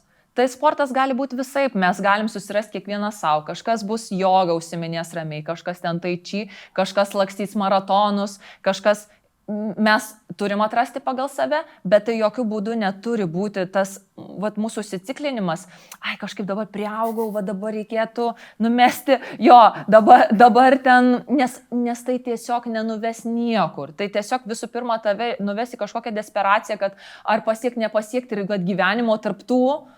O jeigu tu galvosi, kad, palauk, pirmiausia, būk dėkinga savo kūnui ir atsidėkok jam. O kaip tu gali atsidėkoti? Stenkis valgyti padoriai, kiek įmanoma. Gali su čydėjais, žinai, bet stenkit pamiegoti, duok savo, žinai, gamtos, degonies ir duok fizinio kažkokio krūvio. Tai ir tas gyvenimas bus kokybiškas visai kitu aspektu ir kai tu priimsi tai ne kaip kažkokią katorgą, kad aš dabar turiu, o tiesiog, pavyzdžiui, aš net nekeliu savo klausimo ten iš serijos. Sandra, tarkim, ar ne, tu turi aš sportuoju, bet aš sportuoju, žinoma, sakau, vien dėl šitos savo filosofijos, plus dėl to, kad esu šokėja, man tiesiog privalu palaikyti savo fizinę formą pakankamai gerą. Tai aš neklausiu savęs, o tu šiandien nori sportuoti ar tingi, ar ne, tiesiog yra dienos. Jau nebent, jeigu kažkaip prastai jautiesi, tai tiesiog žinai, kad jeigu ne pirmadienį, tai tiesiog turėsi perkelti į antradienį. Ir tu nesvarbu, jeigu tu prasčiau jautiesi, gal tada ten, žinai, nekilnok tų štangų, bet eik tiesiog, sakau, lengvai kažkaip pasitampyk, parajudėk ir laikyk savo tą tokį discipliną, kaip gyvenimo būdą, kaip turite. O aš, pavyzdžiui, irgi sakau, tai jums labai faina valytis dantis, pavyzdžiui. Man tai, kaip pasakyti, būtų gal fainiau, kad nereiktų valytis tų dantų, atsikeli ir nereik šukuotis, nereik valytis dantų, bet kažkaip žinai, kad reikia, nes paskui ten suges tie dantis, smirdės iš burnos, kūnas irgi gali pradėti smirdėti, turiu omeny, tai jam reikia rodyti dėmesį, jam reikia skirti dėmesį. Wow, labai gražiai, iš tikrųjų. Paminėjot apie sportą, kad tai turi tapti gyvenimo dalimi. Paminėjot apie knygų skaitimą, kad irgi nemažai skaitot. Aha. Ar tai irgi yra kažkoksai, pavyzdžiui, dienoje numatytas, ar ten savaitė, ar ten dar kažkoksai, ar ten tikslų kėlimasis, kaip įterpėt į visą tą veiklą, ką darot, dar ir knygų skaitimą? Pasakysiu atvirai, aš su tikslų kėlimusi, aš dažniausiai mėgstu išsikelti tikslus, bet bėda, kad kaip asmenybė, aš esu vis tiek tokia kūrybiškai chaotiška. Ir tikrai aš nesu iš tų žmonių, kur man lengva, netgi sakyčiau taip, jeigu tik tai aš taip papunkčiui viską susidėlioju, tada irgi jaučiu mane šiek tiek pradeda nervinti, kad tarsi netenku to savo chaotiškumo, kūrybiškumo, kur aš dabar gal taip spontaniškai norėčiau pasielgti. Tai aš supratau, kad mane veikia dalykas gal daugiau toks, kad tiesiog aš visada pasidėjusi daugiau mažiau esu 2 knygas. Šitą, man atrodo, metodą dar esu iš Vaivos Rykštaitės irgi kažkur paskaičiusi, kažkaip jinai panašiai daro, kad dažniausiai vienu metu skaito 2 knygas. Vieną romaną, kokią nors grožinę literatūrą ir kitą daugiau tokią jau, kur mokslinė kažkokia, kur psichologinė, kur reikia pagalvoti. Tai pas mane visada irgi yra namie 2 knygos ir aš tiesiog dienos metu, nuoširdžiai pasakysiu, savęs nevaržau, kad dabar tai skaitysiu 15 minučių, dabar 20. Aš tiesiog tokį tarsi turiu, kad kai yra kažkokia mini breikas, pertraukėlė, paim kurią nori knygą pagal jausmą. Ar tu nori daugiau ten to romano, dabar tau tokio lengvesnio, arba tą, paimk ir paskaityk bent 5 minutės. Ir dažniausiai kai būna, kad tų 5 minučių tau tikrai neužtenka, nes tu tą knygą pagauni ir tada, bet visai čia įdomu, ir tada jau gaunasi tikrai kokį 15 pusvalandis kartais priklausomai nuo knygos. Neseniai taip nerimo žmonės knygą, ten tiesiog sakiau, taip tik prisėsiu ir man atrodo, sudarau, nežinau, ten per dieną, gal per 2, nes jinai irgi, tarp kitko, labai gera knyga nerimo žmonės. Tai tiesiog stengiuosi, kad knyga būtų taip prieš nosį. Kartais taip nutinka, kad labai daug studijų darbų, ypatingai dabar rugsėjai prasidėjo sezonas ir labai daug visko reikia daryti. Ir čia studijai pabūti, ir pasižiūrėti marketinginius ten visus reikalus. Ir tada dar būtinai kažkas paskambins, dar kokį interviu susukti. Tai ne visa, jauti kartai, aš pavyzdžiui stengiuosi klausyti savo kūno. Jeigu jaučiu, kad jau kažkaip per daug ir jau ten sproksta galva, tai nesu, kad dabar tu, Sandra, imsi tą knygą ir būtinai. Bet tą tokią mikrodiscipliną, kad skaityti reikia, nes skaitimas tai mus praturtina žodyną ir praturtina mūsų apskritai tą tokį dvasinį pasaulį, žinias.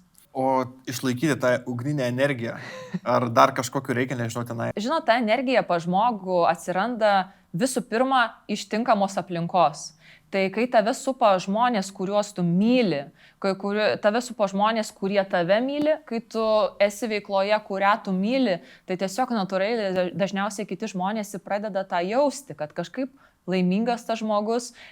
Aš būnu pavargusi labai dažnai, būnu ir išsekusi dažnai, bet tas išsekimas, kada tu išsenki nuo savo mylimo darbo, yra visiškai kitoks, negu tu išsenki nuo to, kai tu tiesiog nebepatenkintas nei kur tu esi, nei kokie tau žmonės šalia tavęs yra ir panašiai. Tai mano palinkėjimas beveik tikrai visiems žmonėms būtų tiesiog ieškoti srities, kurioje jie yra laimingi. Nes mūsų gyvenimas jis yra Trumpas. Aišku, čia gal kaip pažiūrėsi, bet sąlyginai jis, 1-2 atrodo ir lekia. Ir jeigu mes dar tame trumpame savo gyvenime, sakykime, ar ne, tos 24 valandos, mes ten iš tų 24, ten aišku, 6-8 valandas miegame ir tada dar ten 8, o dar daugiau, kiti 90 valandų dirba darbą, kurio nekenčia.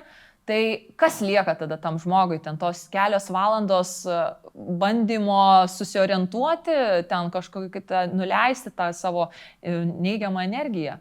Man atrodo, gyvenimas tiesiog per trumpas, kad jį kažkaip leisti su nemylimai žmonėmis ir su nemylima veikla. Ir dar galvoju, kad mes daug esam prasmingesni pasauliui, kai vis tik tai darom tai, ką mylim. Tiesiog mes galim tada kažką duoti, o ne tik imti.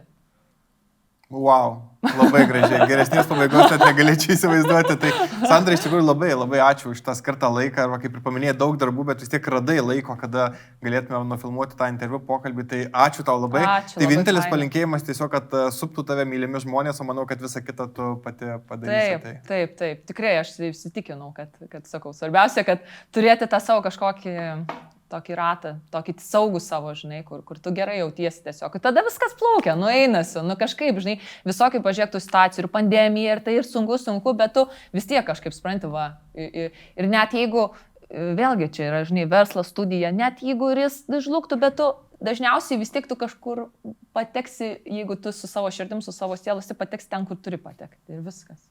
Labai smagu, kad išbuvote iki pačios pabaigos. Tikiuosi, Sandros istorija jums taip pat buvo įdomi kaip ir man. O dabar, kaip ir minėjau, turėsime teorinę dalį ir šiandien kalbėsime apie maisto medžiagas. Baltymai, angliavandeniai ir riebalai. Kiek vartoti, kaip vartoti, kodėl vartoti, visą tai ir paklausime Luko. Tai labai tikiuosi, kad gausite vertingos informacijos. Sekanti mūsų tema tokia irgi labai geras sekantis žingsnis po to, ką kalbėjome apie kalorijas ir paminėjai apie baltymus, angliavandenius ir riebalus. Šitas maistinės medžiagas. Gal gali trumpai papasakoti iš tokios teorinės pusės arba galbūt pasidalinti tie patys, tarkime, angliavandeniai, jie irgi skiriasi, yra paprastieji, yra sudėtiniai angliavandeniai, tada yra riebalai irgi ten sotieji, nesotieji. Gali iš tokios teorinės pusės šiek tiek apie šitas 3 maisto grupės pakalbėti, galbūt apie jų, kaip jas plius minus dėliotis, kiek reikėtų baltymų, riebalų, angliavandenių, iš tokio bendro paveikslo. Suprantu, kad tai neis konkrečiai kalbėti, nes reiktų konkrečiai. Jo, nelabai nuo žmogaus priklauso, nuo jo tikslo, nuo amžiaus. Bet, tai svarbiausia yra taip, kad pavyzdžiui,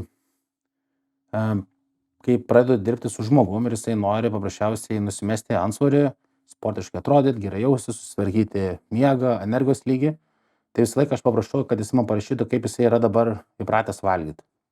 Paskutinės 2 savaitės. Surašo, kaip jisai dabar valgo, kiek kartų į dieną valgo ir ką valgo. Nors pagal tiek, kiek jisai, pavyzdžiui, yra įpratęs 3 kartus valgyti, tai aš jam neduosiu ten 5 kartų valgyti. Ir taip pat žmonės galvoja, kad jeigu daugiau kartų per dieną valgysiu, tada medžiu apykitą girties. Čia ne visai ir nebūtina valgyti 5 kartų. Tai labiau čia priklauso, kad tu vis tiek turi surinkti tas kalorijas, tas maistinės medžiagas per visą dieną. Tai į kiek tų valgymų sudėlios iš tikrųjų nėra labai didelė skirtumą. Bet jeigu, tarkim, pas tai greita medžiagų apykaita ir nori priaugti raumens, tai turi valgyti daugiau negu tau reikia, kad kūnas gautų tų maistinių medžiagų, kad užaugintų raumenį. Tai automatiškai, jeigu tu turi valgyti daugiau, tu niekaip svoris neauga ir tu į dieną nori valgyti 2 valgymus, tai po 1000 ir 2000 kalorijų 2 valgymus valgyti, tu tiesiog apsivalgęs ir sustos skrandis. Dėl to ir protingiau būtų sudėlioti truputėlį mažesnės porcijas ir daugiau valgymų, kad tau neapsunkintų virškinimo, nes virškinimas labai didelę rolę turi. Jos nėra labai susijęs stipriai su nervų sistemos, su smegenim ir virškinimu ir visų žarnynų. Tai jeigu problemų, pavyzdžiui, turi su žarnynu, valgai maisto produktus, kurių tu netoleruoji ir pučia pilą, tai įtakos tavo net ir raumens auginimą, tavo savijautą, galvos skausmai gali būti, tai labai stipriai yra susijęs tuo. Tai žinodamas, kaip žmogus yra įpratęs valgyti, kiek kartų jam patogu, tai nes reikia svarbiausia ir atrasti tą gyvenimo būdą. Reikėtų taip susidėlioja viską ir tada įeina tie baltymai, angliavandeniai ir riebalai. Tai daugeliu irgi įdomu, kaip pasiskaičiuoti tiksliai, kiek reikia valgyti. Tai jeigu kalbant apie baltymus, tai vos ne visiškai toks standartas, tai žiūrint nuo tikslo priklausomai, tai rekomenduočiau bent jau mažiausiai būtų bent jau gramas per kilogramą baltymo. Tai čia jau tokia, jeigu raumens išlaikymo, jeigu nenori nei priaugti, tiesiog, kad bent jau iš sveikatingumo pusės, kad gautų baltymų, tom reikalingom funkcijom. Bet jeigu tikslas yra raumens auginimas, tai siūlyčiau tarp 1,5 ir 2 gramų per kūno kilogramą surinkti baltymo per visą dieną. Tai geriausia būtų, tarkim, 3-5 valgymai per dieną, žiūrint, koks jūsų tikslas, kiek maisto valgot, ir paskirstyti į tolygias vienodas baltymo valgymus, kaip tarkim, per kiekvieną valgymą būtų po 30 gramų baltymo. Taip pat tada klausimas yra labai dažnas, kad skaičiau, kad kūnas gali pasisavinti tik 30 gramų per valgymą, o jeigu daugiau valgysi, nepasisavina. Tai, esmė tame, kad teoriškai neįmanoma ištirti, kiek iš tikrųjų žmogus gali pasisavinti maisto. Jeigu aš automatiškai turiu daugiau raumens, nei koks nors įprastas žmogus, ir sportuoju visą gyvenimą, tai aš pilnai tikiu, kad tikrai mano kūnas galėtų daugiau pasisavinti maisto, daugiau man reikia to baltymo, kad išlaikytų raumeninę masę.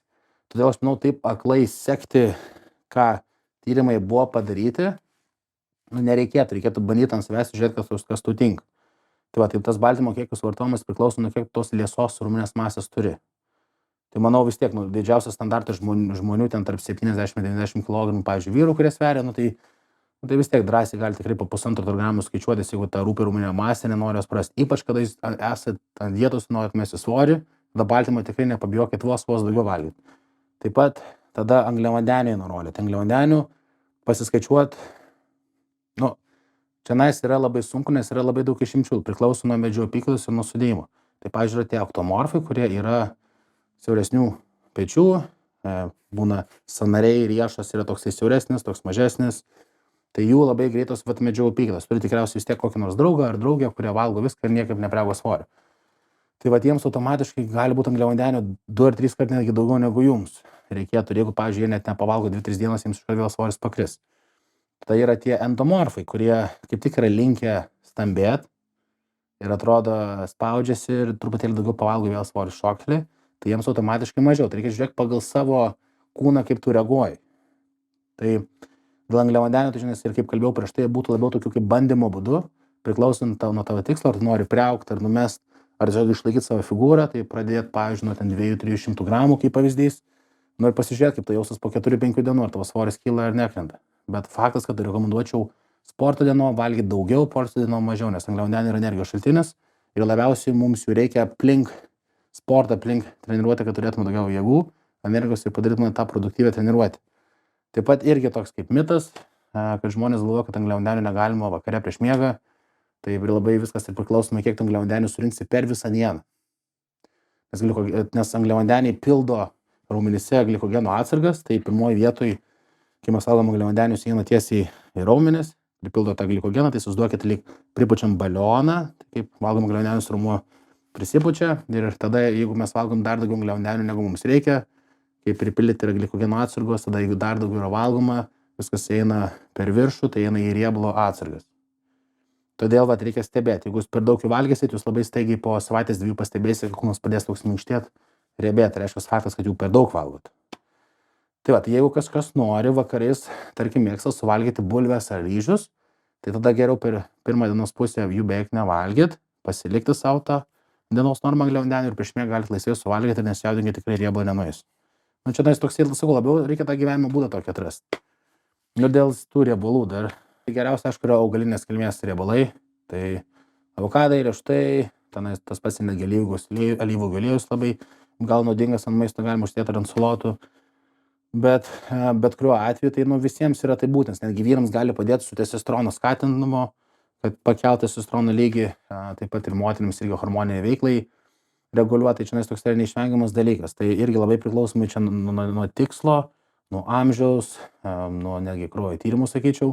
Bent jau bazė, bent jau surink, kad būtų kokie 7 gramai irgi per valgymą, bet čia irgi labai sunku dėl tų riebalų pasakyti, nes jeigu žmogus irgi valgo mažiau angliavandenių, tada riebalų bus daugiau. Jo, bet tiesiog patarimus nuo savęs būtų, kad nepamiršti suvalgyti bent jau augalinės kilmės, bent per dieną kažkiek surinkti. Ir tą patį avokadą, netgi tas pas kiaušinio pilnas trinys, irgi be galo yra naudingas ir riešutų sviestas, ar tai riešutai būtų, kad gauti tų sveikų riebalų. Bet kitas momentas yra, kaip tu šiek tiek ir apie mitus pakalbėjai, kad yra, atrodytų, riebalas riebalui nelygus, ne? Tarkime, yra sotieji ir nesotieji riebalai, angliavandeniai yra greitieji ir sudėtiniai. Tai čia, tarkime, jeigu tu kaip ir išlaikai tą balansą, kad, tarkime, baltymų tam tikras procentas toksai, angliavandenių toksai, riebalų toksai, bet juos surenki iš tų blogųjų pusės, tai pavyzdžiui, riebalai, tai tie sudėtiniai, kur ten kepti dalykai, aliejus ir panašų dalykai, angliavandeniai, tai kur nors greitai pasisavinantis, kur greitai virsta į cukrų, ten, nežinau, koks nors tie patys cukrus, šokoladai, tam tikra prasme ir vaisiai, tam tikrose lygiuose. Tai čia irgi nebus lygu angliavandenis, nelygu angliavandeniu ir tai gali būti, tą reikėtų kažkaip žinoti arba... Jo, tai kaip pavyzdys vis tiek, tarkim, gerai, kas liečia angliavandenius, tai, pavyzdžiui, prieš kokią treniruotę, aš jau, pavyzdžiui, kokių nors avižų, arba grikių, arba kokių nors bulvių nelabai valgyčiau, nes turi visai didelį kiekį skaidulų.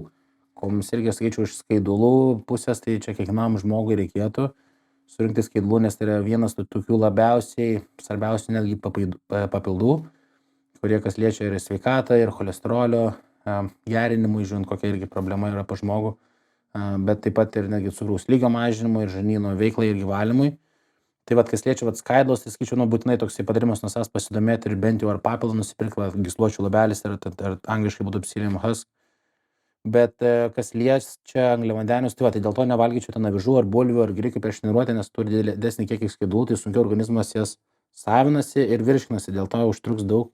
Toksai ilgesnis laiko tarpas man iki sporto, kol suvirškins, tu skrandyje dar viskas. Ir dar energijos lygį aš netokį gausiu, nes kūnas kol apdoros tas, pavyzdžiui, avižas, kadangi daug skaidulų turi, tai jis labai daug energijos sudegins jau netgi virškindamas. Pavyzdžiui, avižų didesnį gliudelį mes suvalgę jaučiamės labai sotus, vos tik kokia plyta stovi skrandyje. Tai todėl aš geriau pasirinksiu, pavyzdžiui, ryžius, baltus ryžius, nes jie neturi skaidulų. Kas, nėra gerai, bet, pavyzdžiui, man prieš sportą yra tikslas man gauti energijos tų angliavandenių. Dėl to aš valgau paprastus ryžius ir drąsiai už pusantros valandos galiu eiti sportuoti. Tai jeigu čia taip irgi pasiskirčius protingiau, kad neapsunkintų virškinimo, kad neskaėtų skrandis, tai prieš ir po sportą aš paprastus ryžius, pavyzdžiui, pasirinku valgyti būtent dėl energijos šaltinio, dėl funkcijos.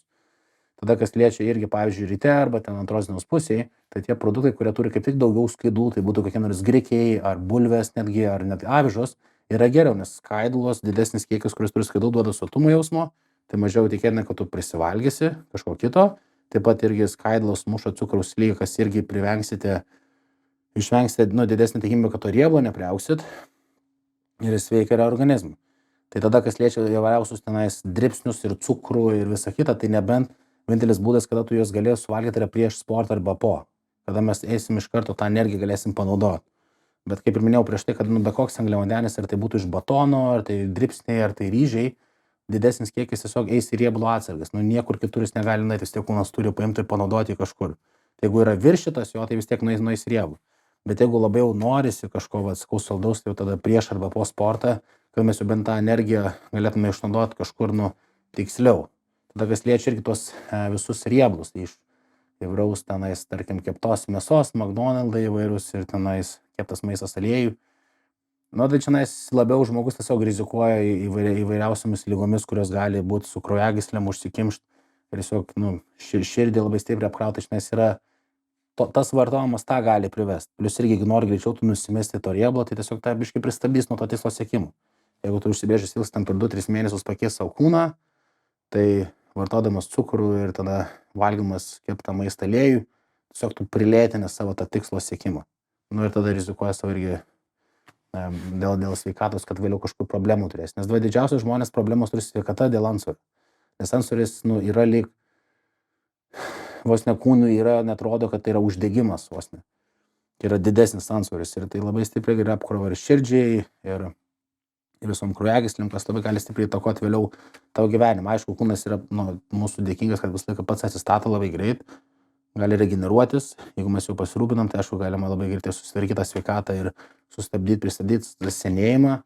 Bet iš tų visų pagrindinių ligų ir sveikatos požymių, tai visą laiką antsvoris yra didžiausias peilis mums.